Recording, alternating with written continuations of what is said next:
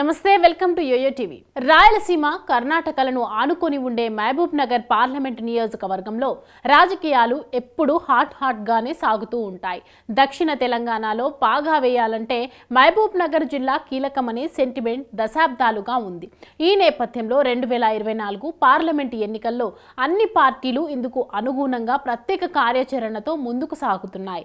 వలసలు కరువే కాదు, విభిన్న రాజకీయాలకు పాలమూరు కేరాఫ్గా కొనసాగుతోంది. చెంతనే కృష్ణమ్మ పరవల్ల తొక్కుతున్నా నీటి కోసం ఇక్కడి ప్రజలు విలవిలలాడుతూ పొట్ట చేత పట్టుకొని ఎక్కడికో వలసపోతూ ఉంటారు. అలాంటి పార్లమెంటు స్థానంలో ఈసారి గెలుపు ఎవరిని వరిస్తోంది? ఓటర్ల మదిలో ఏముంది? అసెంబ్లీ ఎన్నికల్లో గెలుపు వేవుతోనే కాంగ్రెస్ విజయం సాధిస్తుందా, లేక బీజేపీ ఈసారి మహబూబ్ నగర్ను ఎగరేసుకుపోతుందా?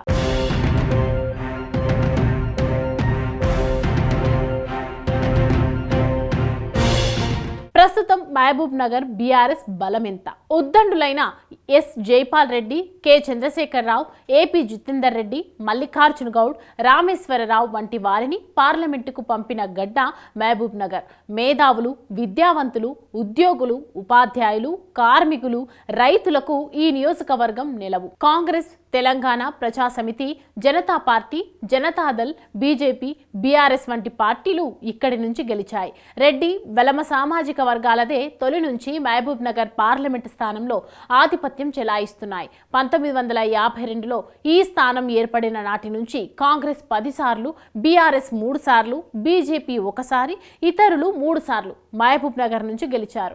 రెడ్డి, వెలమ సామాజిక వర్గాలదే తొలి నుంచి మహబూబ్ నగర్ పార్లమెంటు స్థానంలో ఆధిపత్యం చెలాయిస్తున్నాయి. తొలి నుంచి కాంగ్రెస్ పార్టీకి ఈ నియోజకవర్గం కంచుకోట. రాష్ట్ర విభజన తర్వాత ఈ parliament segment BRS party grip లోకి వెళ్ళింది. మహబూబ్ నగర్ లోక్సభ నియోజకవర్గం పరిధిలో కొడంగల్, నారాయణపేట్, మహబూబ్ నగర్, జడ్చెర్ల, దేవరకద్ర, మక్తల్, షాద్ నగర్ అసెంబ్లీ స్థానాలున్నాయి. 2023 తెలంగాణ అసెంబ్లీ ఎన్నికల్లో ఈ పార్లమెంట్ సెగ్మెంట్ పరిధిలోని 7 శాసనసభ స్థానాలను కాంగ్రెస్ క్లీన్ స్వీప్ చేసింది. మహబూబ్ నగర్ లోక్సభ నియోజకవర్గంలో మొత్తం ఓటర్ల సంఖ్య 15,06,102 మంది. వీరిలో 7,53,957 మంది పురుషులు, మహిళలు 7,52,106 మంది. 2019 పార్లమెంట్ ఎన్నికల్లో 9,84,634 మంది ఓటు హక్కును వినియోగించుకోగా 65.38% పోలింగ్ నమోదైంది. 2019 లోక్సభ ఎన్నికల్లో బీఆర్ఎస్ అభ్యర్థి మన్నె శ్రీనివాస్ రెడ్డికి 4,11,402 ఓట్లు, బీజేపీ అభ్యర్థి డీకే అరుణకి 3,33,573 ఓట్లు, కాంగ్రెస్ అభ్యర్థి చెల్లా వంశీచంద్రెడ్డికి 1,93,631 ఓట్లు పోలయ్యాయి.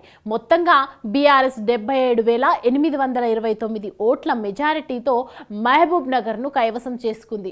ఇక ఇప్పుడు దాదాపు 10 ఏళ్ల తర్వాత తెలంగాణలో అధికారంలోకి వచ్చిన కాంగ్రెస్ పార్టీ మహబూబ్ నగర్ పై కన్నేసింది.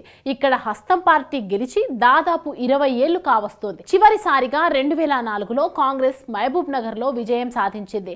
ఇప్పుడు నియోజకవర్గంలో బలంగా ఉండటంతో కాస్త కష్టపడితే చాలు విజయం తథ్యమనే అభిప్రాయం నేతల్లో ఉంది. గత ఎన్నికల్లో పోటీ చేసి ఓటమి పాలైన చెల్లా వంశీచంద్రెడ్డిని కాంగ్రెస్ మరోసారి అభ్యర్థిగా ప్రకటించింది. ఇప్పటికే చెల్లా వంశీ ప్రచారంలో దూసుకు వెళ్తున్నారు.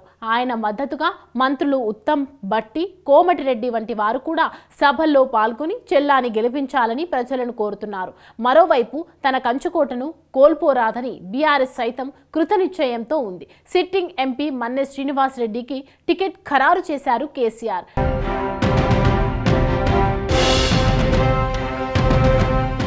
అయితే గతంలో గెలిచిన మన్నెకు పార్లమెంటు పరిధిలో మంచి పేరు, గుర్తింపు ఉన్న ఈసారి గెలుపుకు బీఆర్ఎస్ ఓటమితో పాటు ప్రస్తుతం రాజకీయ పరిణామాలు అడ్డుగా మారుతున్నాయి. అయితే సొంత బలంతో గెలుపు కోసం మన్నె ప్రయత్నిస్తున్నారు. మహబూబ్ నగర్లో సంఘ్ పరివార్, జనసంఘ్, జనతాదళ్ మూలాలు బలంగా ఉన్నాయి. గతంలో జనతా పార్టీ, జనతాదళ్ నుంచి కేంద్ర మాజీ మంత్రి ఎస్ జైపాల్ రెడ్డి ఎంపీగా గెలిచారు. ఆ తర్వాత జితేందర్ రెడ్డి బీజేపీ అభ్యర్థిగా విజయం సాధించారు. 2014లో బీఆర్ఎస్ తరపున గెలిచిన ఆయనకు నియోజకవర్గంలో బలమైన అనుచరగణం ఉంది. అలాగే మాజీ మంత్రి డీకే అరుణ కూడా టికెట్ ఆశించారు. అయితే అధిష్టానం కూడా డీకే అరుణకు టికెట్ను కేటాయించింది. డీకే అరుణకు 1996 నుంచి ఇక్కడే ఆమె గెలిచిన సందర్భాలు ఉన్నాయి. ఆమె చేసిన అభివృద్ధి కూడా ఎక్కువే. ప్రజల్లో కూడా ఆమెకు మంచి పేరు ఉంది. ఇవన్నీ కూడా ఈసారి తనను ఎంపీగా గెలిపిస్తాయని డీకే అరుణ అంటున్నారు. గత ఎన్నికల్లో బీఆర్ఎస్ మన్నె శ్రీనివాస్ రెడ్డికి 41.78 ఓటింగ్ రాగా అరుణకు 33.88%, చల్లా వంశీకి 19.67% ఓటింగ్ వచ్చింది. అయితే ఈసారి మాత్రం బీఆర్ఎస్ ఓటమి ఎఫెక్ట్ మహబూబ్ నగర్లో మన్నె గెలుపుపై పడే అవకాశాలు ఎక్కువగా కనిపిస్తున్నాయి. మరి ఈసారి ఆ ఓట్లు కాంగ్రెస్ కా లేక బీజేపీకా, ఏ పార్టీ ఖాతాలోకి వెళ్తాయి? ఈసారి కాంగ్రెస్ బీజేపీలలో గెలుపు ఎవరిని వరిస్తుందనేది మాత్రం ఎన్నికల తర్వాతే తెలిసేది.